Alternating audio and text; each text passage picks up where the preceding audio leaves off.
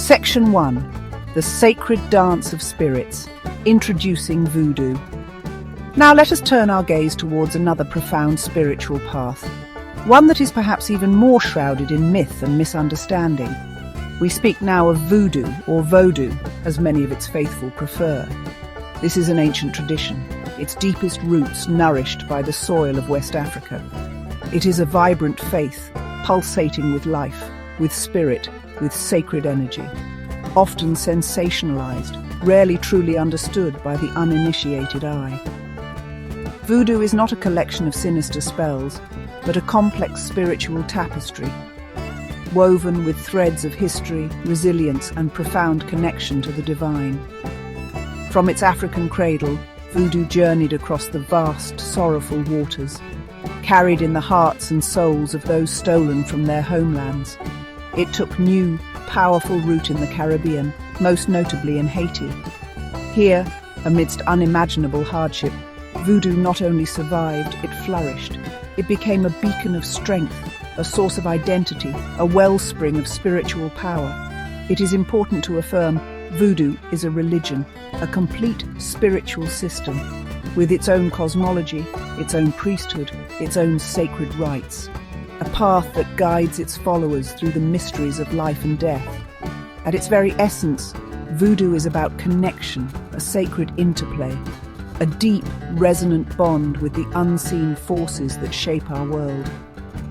It connects its practitioners to the spirits known as the lower, to the enduring wisdom of the ancestors who watch and guide, to the rhythms of nature, the sacredness of the earth itself. This profound interconnectedness is a far cry from the shallow, fearful portrayals that dominate popular culture, reducing a living faith to a mere caricature. Voodoo invites a relationship with the totality of existence, seen and unseen. Our purpose here is to gently part the veil of these distortions, to look beyond the chilling images so often presented to us. We seek to glimpse the authentic spiritual heart of Voodoo, to understand its philosophy, its beauty, its inherent complexity.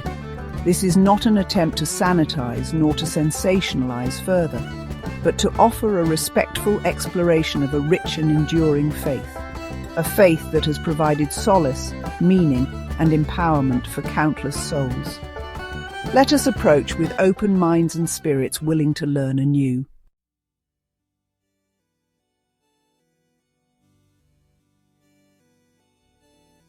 Central to the practice and worldview of Voodoo are the lower. These are the powerful spirits, the intermediaries between humanity and the distant Bondi. Bondi is the supreme creator, regarded as too vast, too remote for direct human interaction. The lower, however, are intimately involved in the daily lives of Vaudouisants. They are not abstract deities residing in some far-off heaven, but living forces, active presences that can be known, served, and felt. They are the architects of destiny, the weavers of fate, the voices of the invisible. Each lower is a distinct personality, a unique current of divine energy. The pantheon of lower is vast and remarkably diverse, a true spiritual family. They are often grouped into nanchons or nations, like the Rada and the Petwu. The Rada lower are generally seen as benevolent, gentle, originating from Dahomey. They represent coolness, peace, the ancestral spirits of Africa. The Petwu Loa, on the other hand, were largely born from the crucible of Haiti. They are fiery, sometimes aggressive, representing resilience, action, and revolution. Each Loa governs specific aspects of life: love, healing, justice, creativity, death. Understanding their individual natures is key to serving them correctly. Practitioners, known as Vaudouisants, cultivate deep relationships with the lower. This is not a passive worship, but an active, reciprocal service. They offer prayers, light candles, present specific foods and drinks favored by each spirit. Sacred drawings, intricate symbols known as vives, are meticulously traced on the earth. These vives act as invitations, as gateways for the lower to enter the sacred space. Music, drumming, and specific songs are essential to call them forth.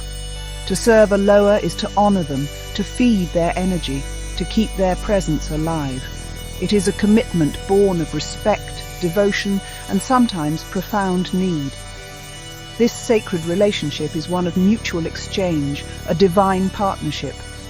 The lower, when properly served and honored, offer their blessings in return. They provide guidance through dreams, through divination, through inspired words. They offer protection from harm, healing for the sick, and strength in adversity. They can bring fortune, ensure justice, and restore balance to a troubled life. The connection is personal, intimate. A lower may become a special patron to an individual, a met-tet or master of the head, guiding their spiritual path. This living communion with the spirit world is the vibrant core of voodoo.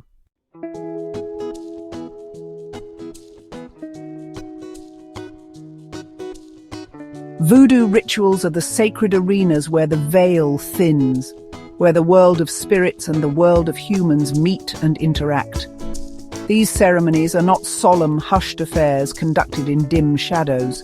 Rather, they are vibrant, dynamic, and intensely energetic expressions of faith. Music is the undeniable heartbeat of voodoo ritual, powerful and compelling. The intricate rhythms of the drums call to the lower, invite their presence. Sacred songs, passed down through generations, tell their stories, praise their power. Dance becomes a form of prayer, a way to embody the spirit's energy. The Hungan, the voodoo priest, and the Mambo, the voodoo priestess, are central figures. They are not self-appointed mystics, but initiated spiritual leaders.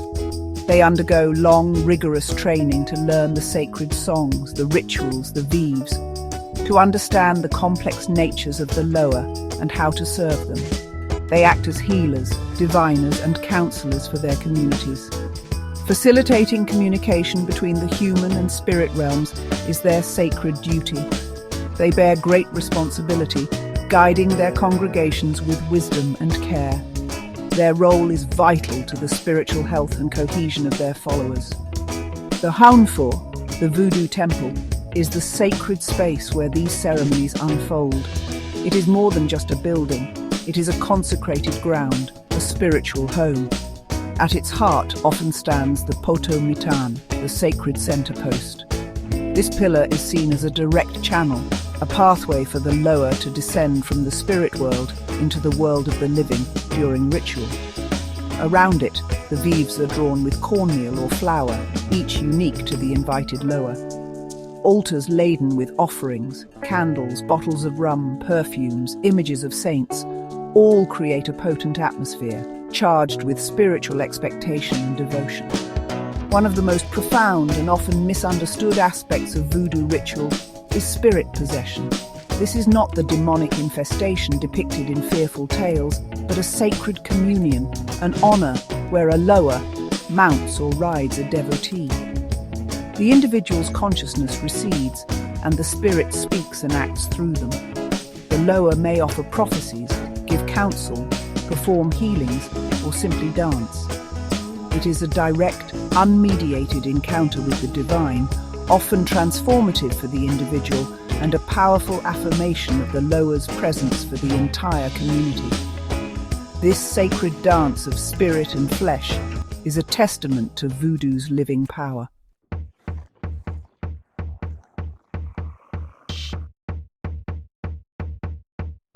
The very word voodoo often conjures immediate, deeply ingrained images. Many of these images are born not of truth, but of cinematic exaggeration. Hollywood, with its penchant for the dramatic and the terrifying, has done much harm. It has painted voodoo as a sinister cult, obsessed with darkness and death. Perhaps the most pervasive and damaging stereotype is that of the voodoo doll. Tiny effigies, bristling with pins, used solely to inflict agonizing pain upon enemies. This image, endlessly repeated, has become the defining symbol of voodoo for many. A symbol that obscures far more than it could ever reveal about the faith. In truth, the use of dolls or effigies, sometimes called poppets, is not unique to voodoo. Such practices can be found in many folk magic traditions across the globe. Within voodoo, if an effigy is used, its purpose is far more nuanced. Yes, it can be employed in workings of justice or to return harm. But just as often, if not more so, such objects are used for healing, to concentrate beneficial energies towards a person who is sick or in need. They can be used for blessings, for love spells, for protection. The intent of the practitioner, not the object itself, defines its nature. It is true that voodoo, like the hoodoo we have discussed, acknowledges life's full spectrum. It does not shy away from the existence of shadow, of conflict, of necessary defense. There are indeed practices within voodoo that can be used to protect oneself or to seek justice when all other avenues have failed those who suffer. This might involve workings that could be perceived by outsiders as curses or hexes. But these are not undertaken lightly, nor are they the central focus of the religion. They are elements within a much larger spiritual system, a system that prioritizes balance, and that offers profound resources for healing, guidance, and spiritual growth. To focus solely on these sensationalized dark aspects is a grave misrepresentation. It is akin to judging an entire ocean by observing only its turbulent storms while ignoring the vast, life-giving depths that lie beneath the surface. The everyday practice of voodoo for most of its followers is about connection. Connection to the lower, to the ancestors, to the community, to the sacred earth. It is about seeking healing, finding guidance, celebrating life, and honoring the spirits. The shadows exist, as they do in all aspects of life and spirit, but they do not define the beautiful, complex, and enduring soul of voodoo.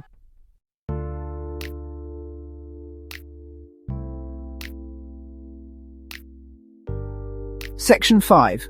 The Enduring Soul of Voodoo, a Tapestry of Life. Voodoo is far more than a collection of rituals or a pantheon of spirits. It is a complete and coherent worldview, a profound spiritual philosophy. It offers its adherents a way to understand their place in the cosmos, to navigate the complexities of human existence from birth to death and beyond. Voodoo provides a moral compass, a framework for ethical living, emphasizing respect for the spirits, for nature, and for one another. It teaches the importance of responsibility, of honoring one's commitments, and of living in balance with the forces that shape our lives. A cornerstone of voodoo is its emphasis on community and mutual support.